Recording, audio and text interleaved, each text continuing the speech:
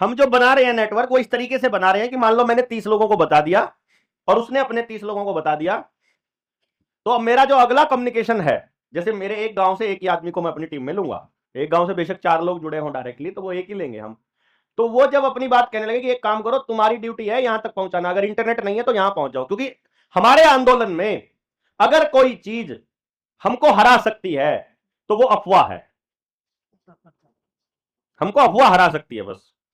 आप अफवाह फैले कि बलारा जी गिरफ्तार हो गए हैं और आप मान लो, आपके पास एक सोर्स होना चाहिए जिसकी जानकारी वहीं से की। अगर आप लोग मान लो कि फॉर एग्जांपल आपने सचिन को फोन कर लिया, तो सचिन आपको वही बताएगा जो मैंने बताना था। सीधा समझो मेरे से हो गई तो सचिन जिसको बताएगा वो उतना ही बताएगा जितना मैंने बताना था। तो आपके पास एक रिलायबल सोर्स होना चाहिए कम से कम, कि यार सोशल मीडिया पे ऐसा देख रहे हैं। कई बार आपको मेरी कोई पोस्ट ऐसी दिखाई दे सकती है जो लगे कि यार ये तो बलारा नहीं डाल सकता, तो फिर आप पूछोगे अपनी टीम से कि यार ये क्यों है, ये क्यों है, तो वो आपको बता देगा कि ये बिलों में से सांप निकालने के लिए हो रहा है। चिंता मत करो, डोंट वरी। समझ गए ना?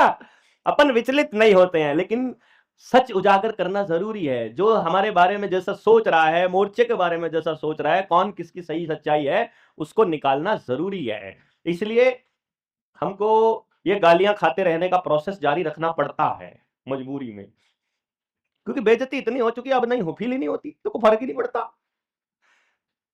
स्कूल में थे ना मास्टर जी, पूरे स्कूल के सामने कान पकड़वा के इतना पीटते थे ना, तो अब कोई अगर सड़क को वैसे ही चलते हुए पीट देगा तो भी नहीं फील होता, तो कोई दिक्कत नहीं है मतलब।